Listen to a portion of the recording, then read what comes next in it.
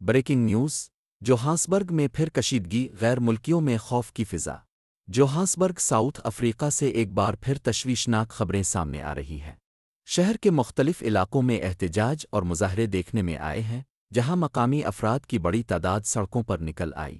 Reports کے مطابق کچھ مظاہروں میں غیر ملکیوں کے خلاف نعرے بازی کی گئی، جس کے بعد کئی علاقوں میں خوف و ہراس پھیل گیا۔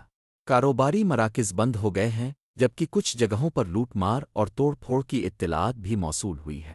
پاکستانی، نائجیرین اور دیگر غیر ملکی کمیونٹیز شدید پریشانی کا شکار ہیں۔